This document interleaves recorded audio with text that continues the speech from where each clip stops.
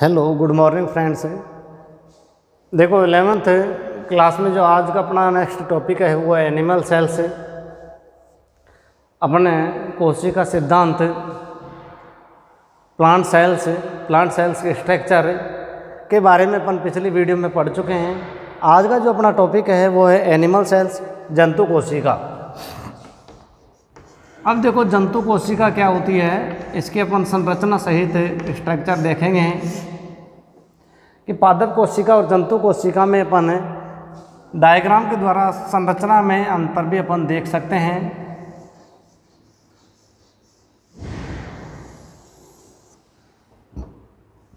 ये जो संरचना है ये अपन जंतु कोशिका की संरचना बना रहे हैं। ये बाह्य जो आवरण है ये कहलाता है बाह्य कोशिकीय झिल्ली।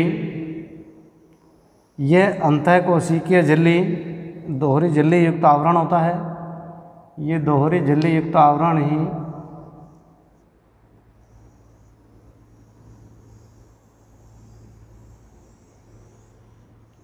ये अंतः कोशिकीय झिल्ली है।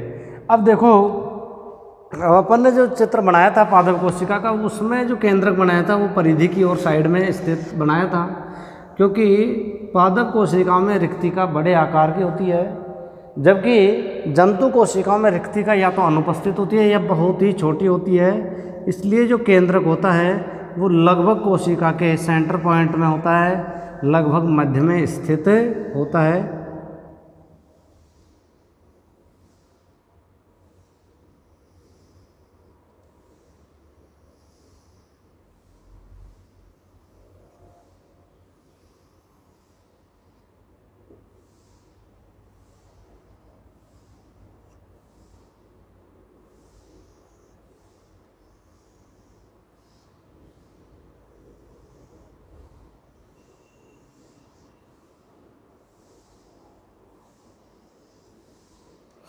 ये केंद्रक एक दोहरी झिल्ली युक्त आवरण होता है। केंद्रक पर डबल में यूनिट मेम्ब्रेन होती है। इस केंद्रक में बाहर की ओर ये किससे जुड़ा रहता है, एंडोप्लाज्मिक रेटिकुलम से।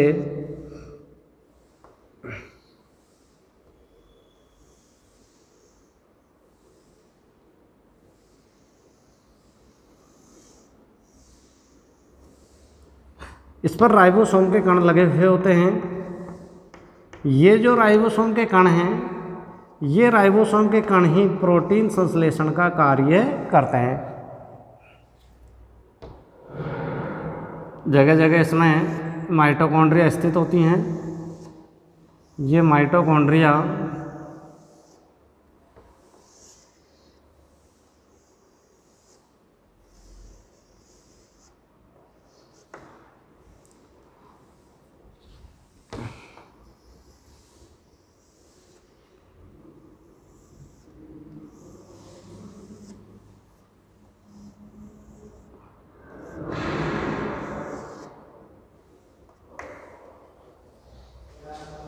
ये हैं गोल्जी काय। इन गोल्जी काय में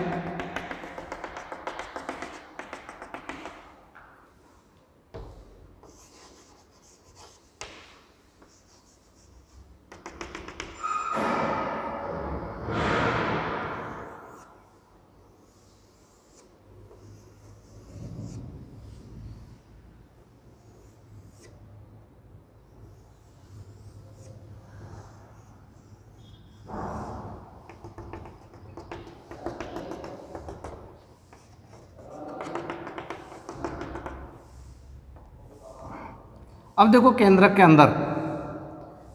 अंदर गुणसूत्र धागे नुमा ये तंतु संरचनाएं पाई जाती हैं।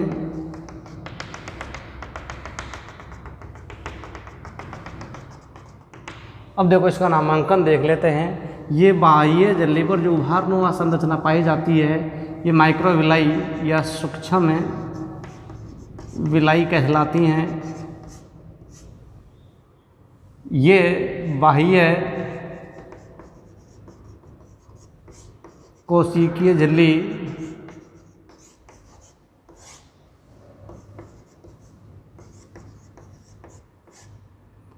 अंदर वाली ये कहलाती है अंतः कोशिकीय झिल्ली।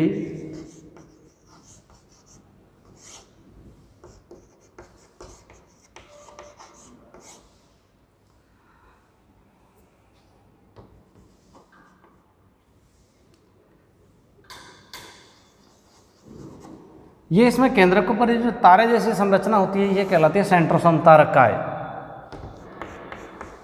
तारकाय ये केवल एनिमल सेल्स में ही पाई जाती है, जंतु कोशिका में ये उपस्थित होती है तारकाय जो है, और पादप कोशिका में तारकाय अनुपस्थित होती है। ये है गोल्जी बॉडी, गोल्जी का है।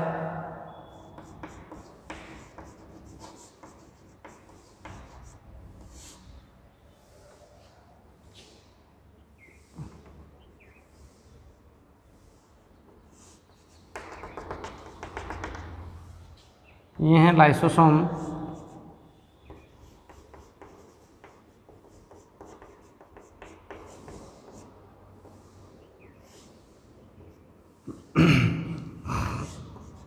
माइटोकॉन्ड्रिया।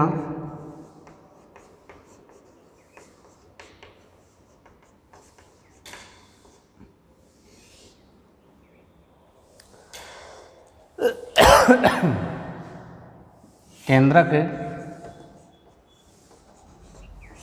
ये केंद्रक के बीच में जो संरचना है ये कहलाती है केंद्रिक न्यूक्लियोलस है।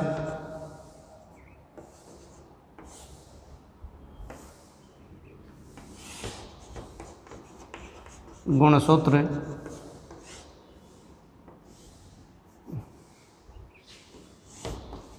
केंद्रक झिल्ली,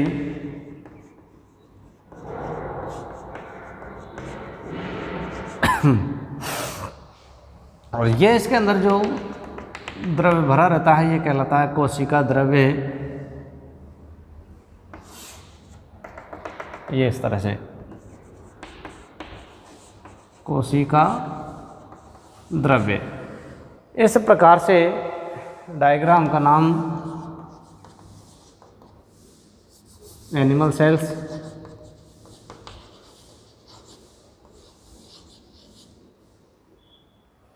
इस प्रकार से ये जो संरचना है यह जंतु कोशिका की बाह्य संरचना, और जंतु कोशिका की बाह्य संरचना में ऊपर की ओर ये उभार जो संरचना है ये कहलाती है सूक्ष्म विलाई। इस पर राइबोसोम, लाइसोसोम, ये जो संरचना है दाने दाने जैसी संरचना है जो एंडोप्लाज्मिक रेटिकुलम पर लगी हुई है, अंत्य प्रद्विजालिका पर। एंडोप्लाज्मिक रेटिकुलम, ये इस पर जो कण लगे हुए हैं ये कहलाते हैं राइबोसोम।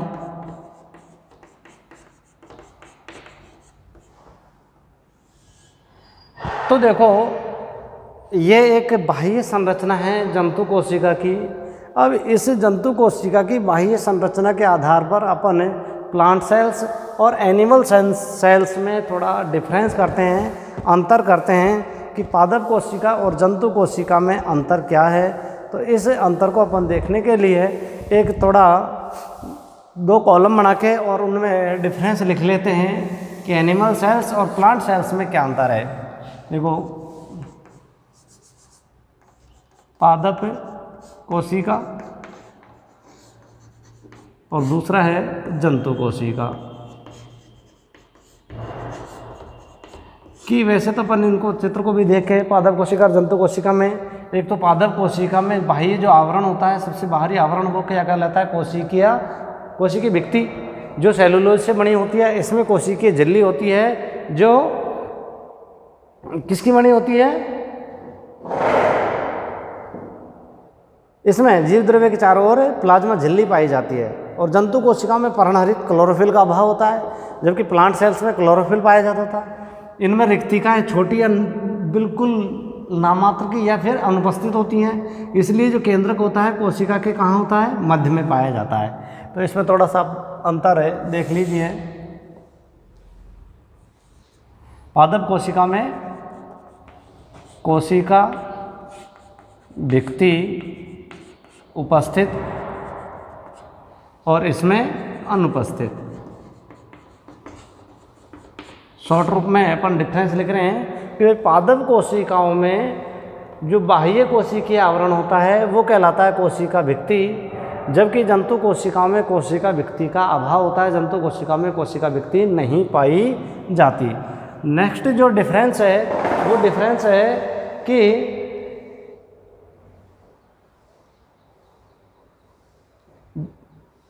जंतु कोशिका में पर्णहरित का या पादप कोशिका में, या इसमें लिख लो ना, इसमें पर्णहरित पाया जाता है और इसमें पर्णहरित क्या होता है, अनुपस्थित। जंतु कोशिका में क्लोरोफिल एब्सेंट होता है, इसीलिए ये प्रकाश संश्लेषण की क्रिया नहीं करते हैं और भोजन के लिए किसी न किसी रूप में दूसरे जीवों पर डिपेंड होते हैं, मतलब परपोषी। इसलिए ये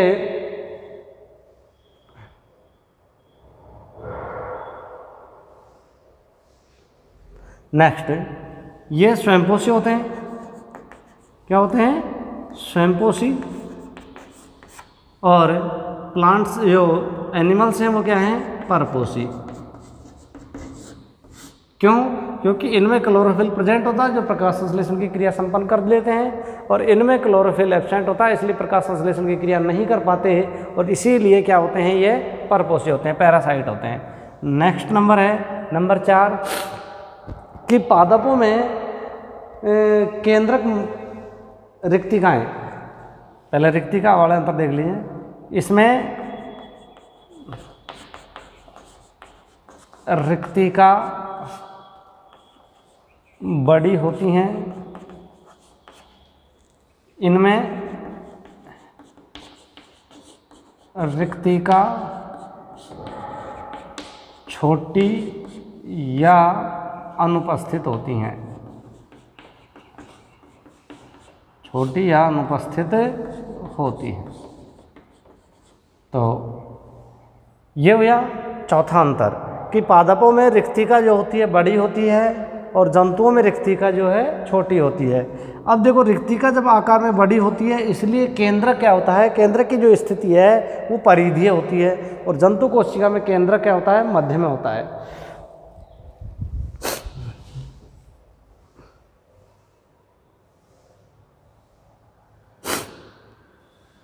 केंद्रक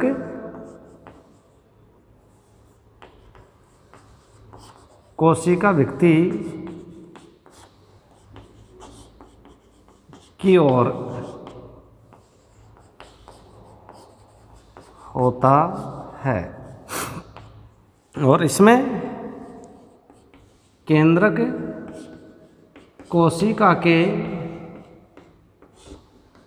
मध्य में होता है।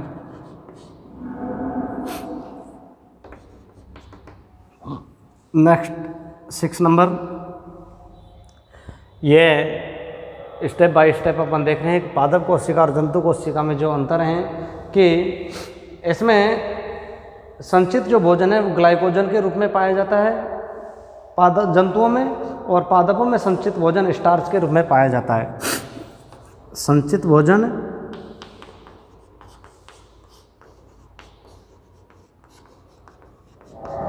स्टार्च के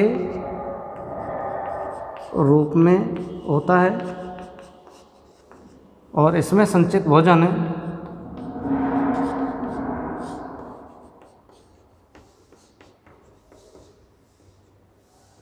ग्लाइकोजन के रूप में।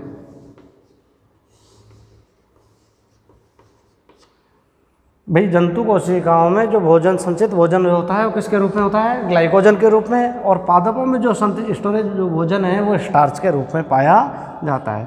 7 नंबर डिफरेंस है कि कोशिका विभाजन के समय कोशिका विभाजन खांच विधि द्वारा होता है जंतुओं में, तो और पादपों में कोशिका विभाजन पटलिका विधि द्वारा होता है। इसमें कोशिका विभाजन जो है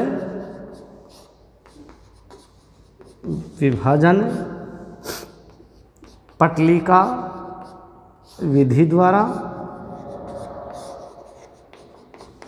और जंतुओं में जो कोशिका विभाजन है, कोशिका विभाजन खांच विधि द्वारा होता है। नेक्स्ट और लास्ट है कि भाई पादपों में प्लाज्मोडेस्माटा पाए जाते हैं, जबकि जंतुओं में प्लाज्मोडेस्माटा जीव द्रव्य तंतु, पादपों में प्लाज्मोडेस्माटा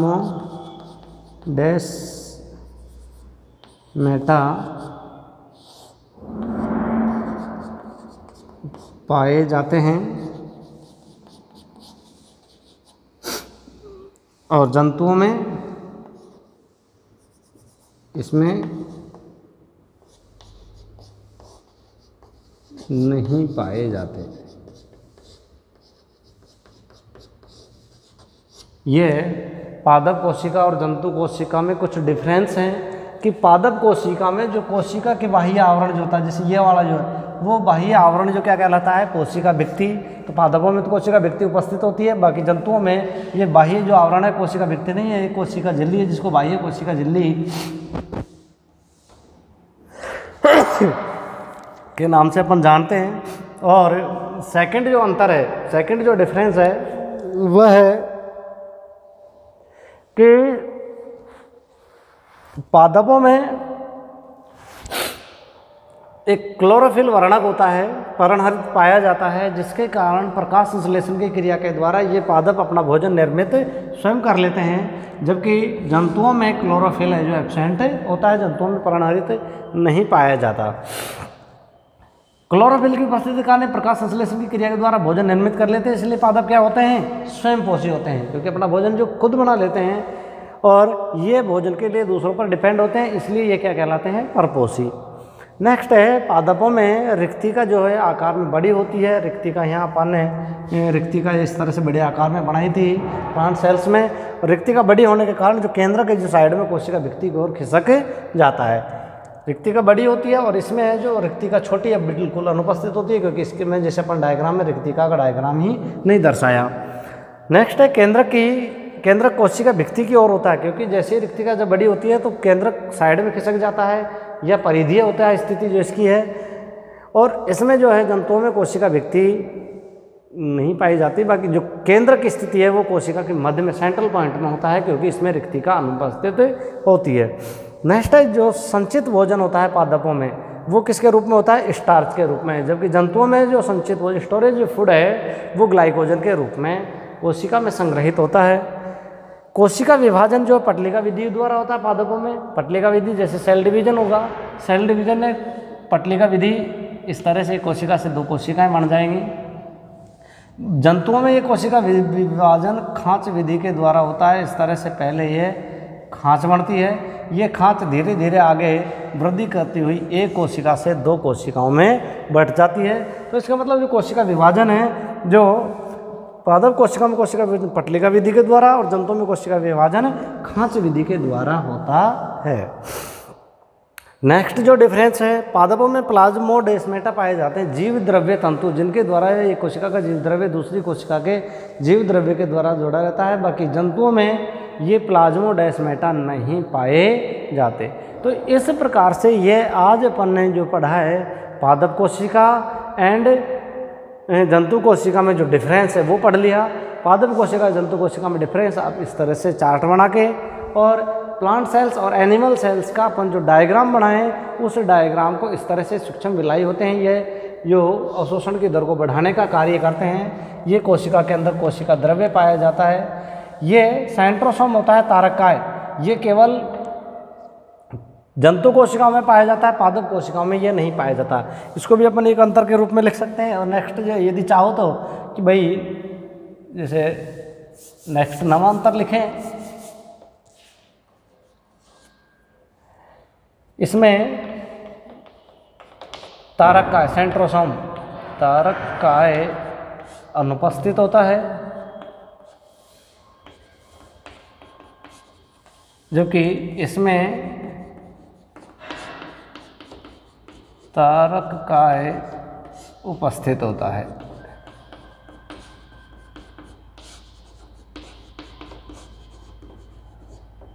इसमें क्या होता है तारक का है उपस्थित। भाई पादप कोशिकाओं में तो सेंट्रोसोम जो केंद्र के पास एक तारे जैसी संरचना होती है ये जंतु कोशिकाओं में तो पाई जाती है, बाकी पादप कोशिकाओं में यह अनुपस्थित होती है। इस पर जो अंतःप्रद्वीप जालिका होती है, अंतःप्रद्वीप जालिका पर ये राइबोसोम के कण लगे हुए होते हैं। इन राइबोसोम के कणों का कारण है प्रोटीन का संश्लेषण करना। इस प्रकार से ये अपन ने पादप कोशिका और जंतु कोशिका का स्ट्रक्चर बनाया। इस स्ट्रक्चर में अपन ने ये देखा कि पादप कोशिका और जंतु कोशिका में, ये 11th बायो है, पादप कोशिका और जंतु कोशिका में ये स्ट्रक्चर बना के और अपन इसको देख लेते हैं कि इसमें डायग्राम में पादप कोशिका के डायग्राम और जंतु कोशिका के डायग्राम में इस प्रकार से मूलभूत जो अंतर है वो अपन को बाह्य सामान्य तौर से दिखाई दे जाते हैं। तो इस प्रकार से यह पादप कोशिका और जंतु कोशिका दोनों पॉइंट आज अपने समाप्त होते हैं। दोनों में अपन ने डिफरेंस करके बता दिया। और ये जो यूनिट है प्रोकैरियोटिक यूकैरियोटिक कोशिका, इनका आगे नेक्स्ट जो क्लास होगी उसमें अपन नेक्स्ट चैप्टर स्टार्ट करेंगे। ये चैप्टर आज अपना यहाँ समाप्त होता है और आज की वीडियो में बस इतना ही। Thank you.